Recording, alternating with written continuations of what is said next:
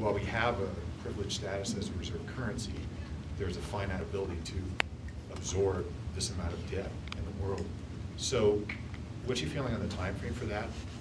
And what's your feeling for what the reaction is going to be? I mean, is it going to be a debt path out, or is it a monetization path out? Well, it'll be a monetization path out, because it's not going to, I mean, that's my simple answer, but I mean, you have asked a very interesting question. Last summer, in July, when Fannie and Freddie, the first crisis with Fannie and Freddie came, and Paulson said he was making the Treasury guarantee explicit and promised that they would invest $1 billion in each of the entities. I was on an interesting conference call because I had just written something on this for the Wall Street Journal, and they said they invited me to, they were on a group of 3 experts to talk about it, and they were transcribing it, and then this organization put out a newsletter transcribed, with our transcribed comments about the Fannie and Freddie mess.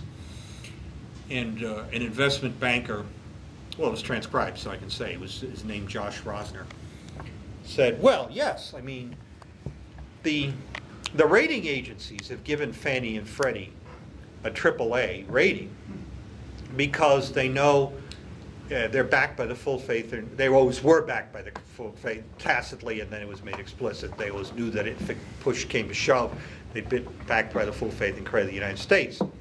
So that they factored in the sovereign debt rating of the U.S. in the rating of Fannie and Freddie. But he said no credit agency has ever rated the debt of the U.S. on the assumption that they were going to carry Fannie and Freddie. So there will be a moment in which the AAA rating of the U.S. debt will be at stake. Right now, it's hard to tell these things in real time, but I've seen some people who've been trying to analyze the Bank of China's balance sheet, which is not transparent in all respects. And right now, we are really becoming extremely dependent on the Chinese, even more than ever before. She had her hand up first. I have a question about how all this is going to affect state governments. Well, they're already affected, and they're affected directly and indirectly. There was a fascinating article, I think it was this past Sunday's New York Times, beginning to lose track. I think it was this past Sunday, otherwise it was Sunday before, but I think it was the past Sunday, on 2 state and local entities that had been directly affected by by having been sold credit derivative obligations by investment bankers in slick jackets.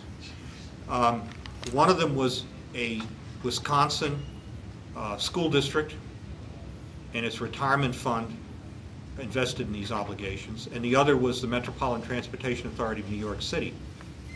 And both of these entities have taken huge hits.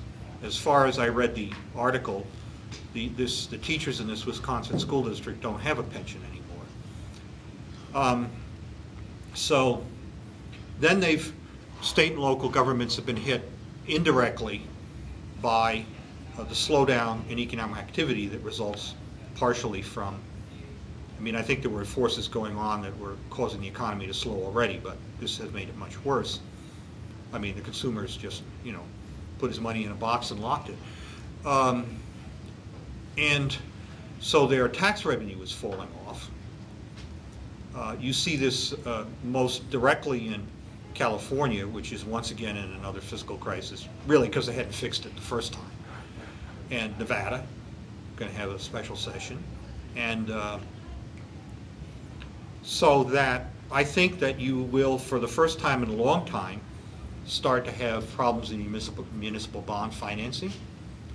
There's already, you had the county in Alabama went bankrupt because of some of these obligations that it had bought.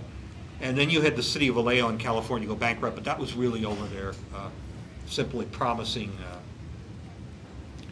too much pensions. Now the Wisconsin school district story, it was like a one-liner in there, but it kind of suggested that the school district was looking for higher yield. Remember how I said this works? You drive the interest rates down.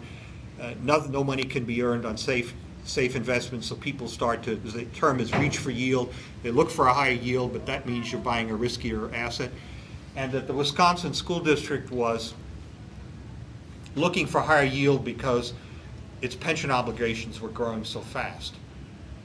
I think that a lot of state and local entities that had overpromised, usually it's retirement plus maybe healthcare, we're probably heading for a brick wall anyway, and the brick wall just got moved at them at 100 miles an hour. So they hit the brick wall. They're going to hit the brick wall a few years earlier than they would have. So I think that, yeah, the fallout from this is going to go on for years and is spreading.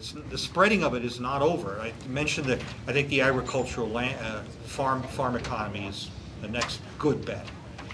And I don't know if you saw it today, the home builders are petitioning for a bailout, and it's not going to end. And if they do the automobile industry, they'll do the airlines afterwards. Actually. Real quick, there's actually a class that's going to be coming in. We only have the room for an hour and a half. Oh, I thought it was till 7. Okay. Yeah, They told me it was till we 7. had it till 7, but we think scheduling messed it up. So. All right, sorry.